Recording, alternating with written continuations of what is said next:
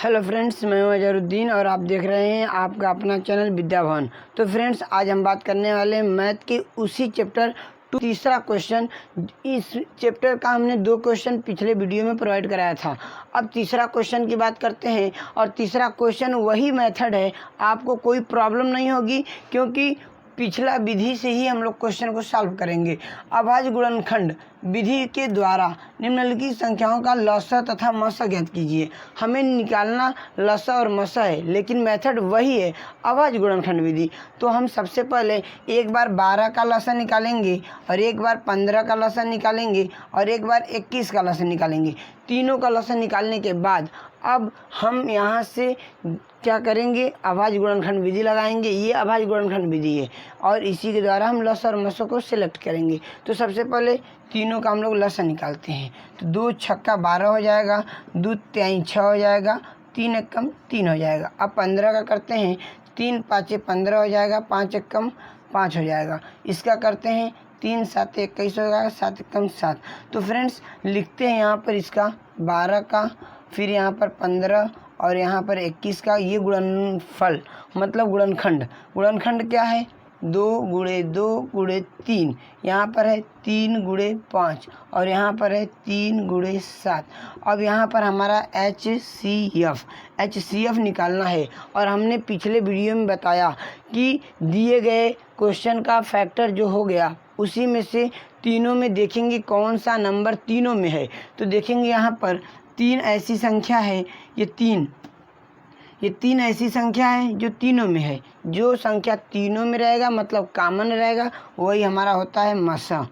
अब बात करते हैं लसा का, एलसीएम क्या है और देखेंगे कि कौन सा संख्या अधिक है। मतलब ये 2 के पावर 2 है तो इसको पूरा लिखेंगे, 2 गुणे 2। क्यों लिखेंगे अभी बताते हैं। और तीनों में ये 3 है तो 3 एक ही बार लिखेंगे, फिर 5 लिखेंगे, फिर 7 लिखेंगे। हमने 2 बार दिया था, क्यों लिख दिया, क्योंकि इसका हम लसा निकाल रहे हैं। और जो संख्या लसा में जो पावर अधिक होता है, जिस संख्या का पावर अधिक होता है वही हम लेते हैं। यदि 3 का पावर 4 होता तो हम 3 के पावर 4 को लेते हैं, 3 के पावर 2 को नहीं लेते हैं। अब यहाँ पर अब गुणा कर दीजिए, 2 दूना के 4 3 12 5 60 6 7 42। तो लसा आ गया 420, मसा आ गया 3। यही हो गया आपका आंसर। तो फ्रेंड्स, उम्मीद करता हूँ 1.2 का तीसरा क्वेश्चन आपको समझ में आया होगा। इसका 2 क्वेश्चन जो है आप इसे स्वयं करेंगे। प्रैक्टिस जब तक नहीं करेंगे तब तक आपको लगाने का हैबिट नहीं बनेगा।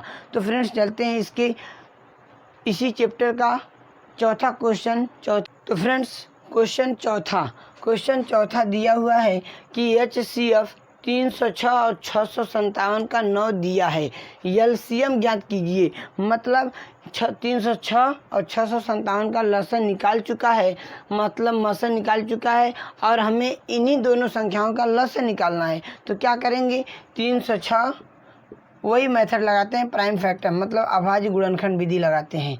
306 का एक बार लसा निकालेंगे, 657 का लसा निकालेंगे और देखेंगे इन दोनों का लसा कितना आता है।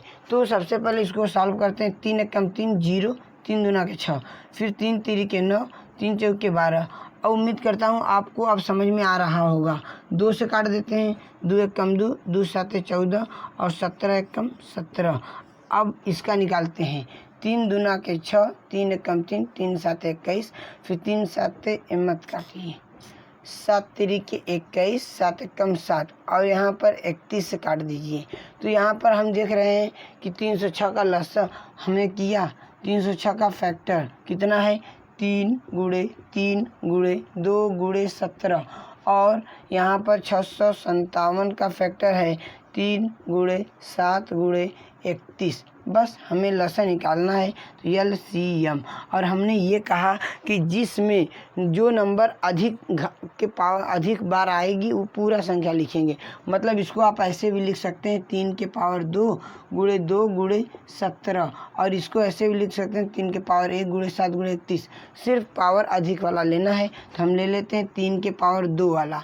फिर यहाँ पर 2 नहीं है दोनों में तो लेंगे 17 भी लेंगे, फिर यहाँ पर 7 लेंगे, यहाँ पर 31 लेंगे।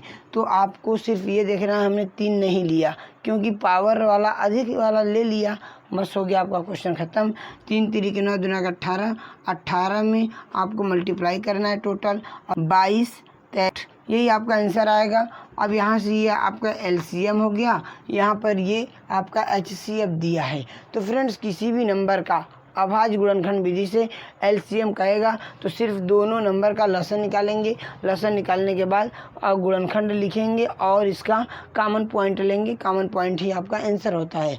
तो फ्रेंड्स अब चलते हैं इसका अगला क्वेश्चन, 5वां क्वेश्चन क्या है। इसका 5वां क्वेश्चन है कि जांच कीजिए कि किसी प्राकृतिक संख्या n के लिए संख्या 6 की पावर n अंक 0 पर समाप्त हो सकता है कि नहीं।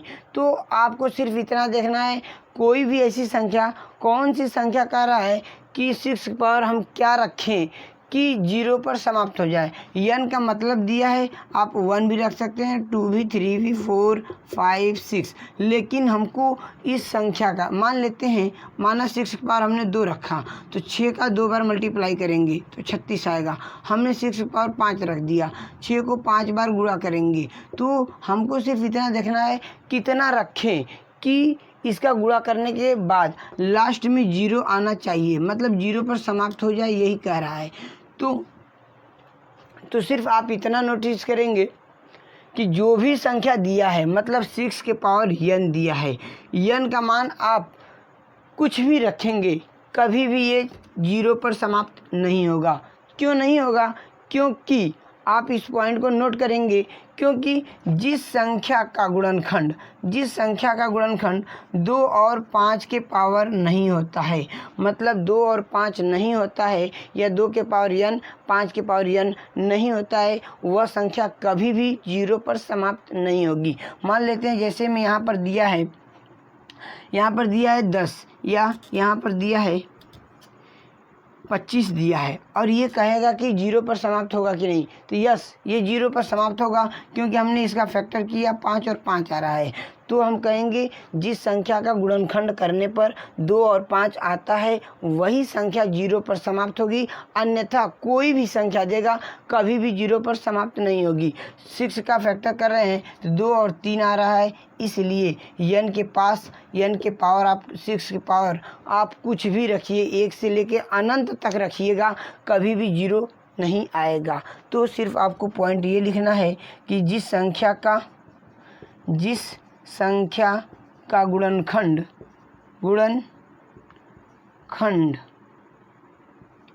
2 और 5 होगा, वह संख्या 0 पर समाप्त होगी। बस पॉइंट बहुत ही इम्पोर्टेंट क्वेश्चन था, ये कंपटीशन लेवल का क्वेश्चन था। तो गाइस ये कंपटीशन लेवल का क्वेश्चन था, आप इसे नोटिस करेंगे क्योंकि हर कंपटीशन में पूछा जाता है कि यह संख्या 0 पर समाप्त होगी नहीं, तो आप सिर्फ देखेंगे इस संख्या का फैक्टर 2 और 5 है कि नहीं, यदि नहीं है तो 0 पर समाप्त नहीं होगी। तो फ्रेंड्स उम्मीद करता हूँ आपको ये वीडियो समझ में आया होगा। अब इसका फ्रेंड्स चलते हैं अगले क्वेश्चन की तरफ। अगला क्वेश्चन नंबर 6। क्वेश्चन नंबर 6 दिया है कि व्याख्या कीजिए कि 7 × 11 × 13 + 13 मतलब 7 × 11 × 13 + 13 और 7 × 6 × 5 × 4 × 3 × 2 × 1 प्लस का 5 भाज्य संख्या है और क्यों है ये हमें बताना है। हमारा रीज़न है कि आखिर भाज्य है तो क्यों है। तो सबसे पहले फ्रेंड्स नोटिस आपको ये करना है कि भाज्य और अभाज्य होता क्या है। इंग्लिश में इसे प्राइम और कंपोजिट कहते हैं। भाज्य अभाज्य के बारे में थोड़ा समझते हैं, फिर इसके बाद इस क्वेश्चन को इतना आसान विधि से समझेंगे आप उतना सोच भी नहीं सकते। तो फ्रेंड्स सबसे पहले भाज्य और अभाज्य समझते हैं। ये भाज्य इंग्लिश में इसे कहते हैं कंपोजिट और अभाज्य इंग्लिश में इसे प्राइम नंबर कहते हैं, इसे कंपोजिट नंबर कहते हैं। तो सबसे पहले भाज्य और अभाज्य होता क्या है ये समझते हैं। तो भाज्य संख्या वे संख्याएं होती हैं जिन संख्या का गुणनखंड 2 से अधिक होता है, उसे कहते हैं भाज्य संख्या। केवल गुणनखंड मतलब फैक्टर, गुणनखंड 2 से अधिक होगा, 2 से अधिक होगा तो भाज्य कहलाएगा। जिन संख्या का गुणनखंड 2 से अधिक होगा तो भाज्य कहलाएगा। जैसे में मान लेते हैं ये 9 दिया है और 9 को यहाँ पर 1 भी विभाजित करता है, 3 भी विभाजित करता है, 9 भी विभाजित करता है। दूसरा एग्जाम्पल लेते हैं, मान लेते हैं 15, तो यहाँ पर इसको 1 विभाजित करता है, 3, 5 और 15। तो ऐसी संख्या जिस संख्या को 2 से अधिक संख्याएं कट करती हैं मतलब विभाजित करती हैं, वे संख्याएं भाज्य संख्या कहलाती है। अभाज्य क्या होता है? ऐसी संख्या जिसको केवल एक और स्वयं वही संख्या कट करती है, उसे अभाज्य कहते हैं। जैसे में समझते हैं, मान लेते हैं यहाँ पर हमने 7 ले लिया, 7 को केवल 1 विभाजित करेगा और 7 विभाजित करेगा। अगला एग्जाम्पल 11 लेते हैं, 1 विभाजित करेगा, 11 विभाजित करेगा। अगला एग्जाम्पल और लेते हैं 13, तो 1 विभाजित करेगा, 13 विभाजित करेगा। तो हम देख रहे हैं कि अभाज्य संख्या में मशक केवल एक होता है, लेकिन भाज्य संख्या में मशक कुछ भी हो सकता है। मतलब इसको विभाजित करने वाले अनेक नंबर हैं, इसको विभाजित करने वाले केवल 2 नंबर हैं। तो इसी को भाज्य कहते हैं, इसे अभाज्य कहते हैं। तो उम्मीद है आपको भाज्य और अभाज्य समझ में आ गया होगा। यदि आपको ये पॉइंट समझ में आ गया तो इस क्वेश्चन में आपको कोई प्रॉब्लम नहीं होगी, क्योंकि क्वेश्चन दिया है 7 × 11 × 13 प्लस का 13। हम इसको मान लेते हैं ए। ध्यान से देखिएगा, बहुत ही आसान है। 7 × 11 × 13 प्लस का 13 है, हमने इसको ए मान लिया। ए मानने से हमें क्या हो गया, इसको ए मानेंगे, अगले वाले को बी मान लेंगे। तो यहाँ पर हम देख रहे हैं 13 इसमें 2 बार लिखा गया है। हमने इसको 13 को क्या कर लिया, कॉमन ले लिया। तो बचा क्या, 7 × 11 और × 1 प्लस का 1। इतना आपको समझ में आ रहा होगा क्योंकि हमने 13 को बाहर निकाला है। 11 का 7 में गुणा करेंगे 77 और प्लस का 1 कितना हो जाएगा 78। यहाँ पर 13 और यहाँ पर देख रहे हैं 13 78। तो 78 एक ऐसी संख्या है जो भाज्य संख्या है, क्योंकि यदि आप 13 का 78 में मल्टीप्लाई करेंगे तो मल्टीप्लाई करने के बाद ऐसी संख्या प्राप्त होगी, वो संख्या भाज्य कहलाएगी। क्योंकि आने वाला नंबर ऐसा होगा जिसको 1 भी विभाजित करेगा और 2 भी विभाजित कर सकता है, 3 भी, 4 भी, 5 भी, मतलब 2 से अधिक फैक्टर होंगे इसके। इसीलिए कहेंगे दिया गया क्वेश्चन ये भाज्य है। अब इसका मसा 1 नहीं होगा, मतलब मसा 1 नहीं है, 1 से ज़्यादा नंबर हो सकता है, इसलिए भाज्य है। अब मान लेते हैं अगला पॉइंट बी में हमने माना, अगला बी है और बी में दिया है 7 × 6 × 5 × 4 3 2 1 प्लस का 5। और हम इसमें देख रहे हैं कि कॉमन पॉइंट 5 दिखाई दे रहा है। इसमें 2 बार 5 है, ये 5 और ये 5। हम 5 को कॉमन ले लेते हैं। जब हमने 5 को कॉमन ले लिया तो क्या बचा, 7 × 6 × 1 × 4 × का 3 × 2 × का 1 प्लस का 1। बस आप अंदर वाले का सबका मल्टीप्लाई कर दीजिए। 7 × 42, 42 में 4 × 12 दूना के 24, तो 42 × 24 करते हैं तो 42 × 24 प्लस का 1 बस हो जाएगा। और बाहर 5 है तो 24 दूना के 48 के 8 हाथ से लगेगा 4 और 24 चौके 96, 96 में 4 जोड़ेंगे तो हो जाएगा 100। तो 100 108 हो गया प्लस का 1 हो गया, तो हो जाएगा आपका बाहर है 5, तो हो जाएगा 5 × 109 1009। 5 × 1009 आ गया। जब इन दोनों नंबर का हम मल्टीप्लाई करेंगे तो ऐसी संख्या आएगी जो जिस संख्या का गुणनखंड 2 से अधिक होगा, इसलिए दिया गया क्वेश्चन भाज्य संख्या है। क्वेश्चन में दिया है भाज्य संख्या क्यों है, तो कहेंगे इन संख्याओं का फैक्टर मीन्स गुणनखंड 2 से अधिक होगा, मतलब मसा 1 नहीं होगा। यदि मसा 1 होता तो अभाज्य कहलाता, लेकिन इसमें मसा 1 नहीं है, इसलिए ऐसी संख्या दिया गया क्वेश्चन भाज्य कहलाएगा। तो आंसर आपका हो जाएगा भाज्य। तो उम्मीद करता हूँ फ्रेंड्स आपको समझ में आ गया होगा, क्योंकि क्वेश्चन में बहुत ही आसान है और अब चलते हैं फ्रेंड्स, आप इसे नोटबुक पर उतार लिए होंगे। तो फ्रेंड्स अब चलते हैं इसका अगला क्वेश्चन, लास्ट क्वेश्चन। इस चैप्टर का लास्ट क्वेश्चन क्या है देखते हैं। तो फ्रेंड्स इस चैप्टर का लास्ट क्वेश्चन तो बहुत बड़ा है, हाँ लिखने में समय ज़्यादा लगेगा आपको। उम्मीद करता हूँ आप इस क्वेश्चन को बुक से देखकर समझकर इसको आप उतार लेंगे अपने नोटबुक पर। तो क्वेश्चन है, किसी खेल के मैदान के चारों ओर एक वृत्ताकार पथ है। इस मैदान का एक चक्कर लगाने में सोनिया को 18 मिनट लगता है, जबकि इसी मैदान का एक चक्कर लगाने में रवि को 12 मिनट लगता है। मान लीजिए वे दोनों एक ही स्थान और एक ही समय पर चलना प्रारंभ करके एक ही दिशा में चलते हैं, तो कितने समय बाद वे पुनः प्रारंभिक स्थान पर मिलेंगे। क्वेश्चन आपका यही है। तो हम क्वेश्चन को जैसे जैसे पढ़ें वैसे वैसे बनाते हैं, आसान है। किसी खेल के मैदान के चारों ओर एक वृत्ताकार पथ है और इस मैदान का एक चक्कर लगाने के लिए सोनिया को 18 मिनट लगता है। मान लेते हैं यहाँ पर है सोनिया, और सोनिया को 18 मिनट लगता है एक चक्कर लगाने में सोनिया को 18 मिनट लगता है। फिर कह रहा है कि और रवि को 12 मिनट लगता है। रवि भी इसी पॉइंट पर है, रवि भी इसी पॉइंट पर है और इसको लगता है 12 मिनट का समय।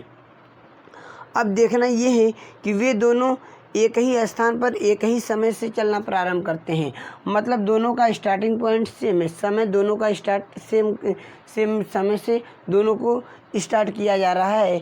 तो बताना है वे दोनों एक साथ मिलेंगे। तो फ्रेंड्स समझ में आ गया होगा क्वेश्चन। एक बार क्वेश्चन को और समझा देते हैं कि एक वृत्ताकार पथ है, उस पथ पर दो व्यक्ति क्या कर रहे हैं, दौड़ लगा रहे हैं। पहला व्यक्ति सोनिया, दूसरा रवि। सोनिया क्या कर रही है, इसको दौड़ने के लिए एक चक्कर लगाने में 18 मिनट का समय लगता है, रवि को एक चक्कर लगाने में 12 मिनट का समय लगता है। तो कह रहा है कि इस क्वेश्चन में रवि और सोनिया को वो कौन सा समय होगा जब दोनों एक साथ एक ही पॉइंट पर मिलेंगे। तो फ्रेंड्स इसमें ऐसे क्वेश्चन को क्या करते हैं, मान लेते हैं माना सोनिया को एक चक्कर लगाने में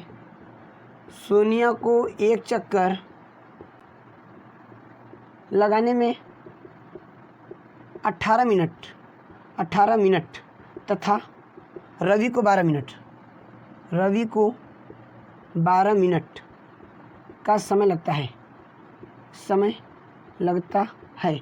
और आप इतना याद रखेंगे कि जब इसको 18 मिनट लगता है तो जब भी मिलेगा 18 मिनट के बाद ही मिलेगा, 18 मिनट से पहले तो मिलेगा नहीं कभी। और रवि 12 मिनट का एक चक्कर लगाता है तो जब भी मिलेगा वो 12 मिनट के बाद ही मिलेगा। मतलब इसमें क्या देख रहे हैं कि 18 के बाद मिलेगा या 12 के बाद मिलेगा, तो समय ज़्यादा होगा तभी मिलेगा। तो ऐसे क्वेश्चन का जब एक ही पॉइंट हो और चक्कर लगाते हैं तो ऐसे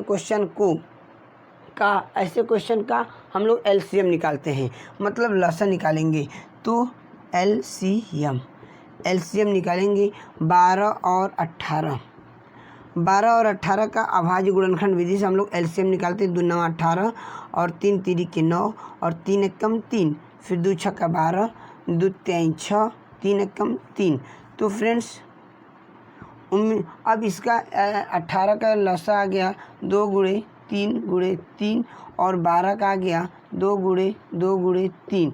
अब लसक क्या होगा, तो एलसीएम हो जाएगा। हमने बताया था जो नंबर ज़्यादा रहेगा पावर के वही नंबर लेते हैं। यहाँ पर 3 2 बार लिखा गया था, इसको ले लेते हैं, और 2 2 बार लिखा गया था, इसको ले लेते हैं। तो 2 2 9 4 3 12 12 36, तो एलसीएम हो जाएगा 36। मतलब रवि और सोनिया दोनों चक्कर लगाते 36 मिनट के बाद वे एक दूसरे को एक ही पॉइंट पर मिलेंगे, वे एक दूसरे के साथ एक ही पॉइंट पर मिलेंगे। तो फ्रेंड्स ऐसे क्वेश्चन का आप लोग एलसीएम निकालेंगे। बहुत ही आसान क्वेश्चन है, ये कंपटीशन का क्वेश्चन है। को इम्पॉर्टेंट समझकर लगाएंगे, क्योंकि बार बार कंपटीशन में भी ऐसा क्वेश्चन पूछा जाता है। तो फ्रेंड्स उम्मीद करता हूँ आपको इस चैप्टर का पूरा क्वेश्चन समझ में आया होगा। यदि समझ में आया है तो इस चैनल को सब्सक्राइब करें, लाइक करें, शेयर करें और कमेंट करना न भूलें। थैंक्स।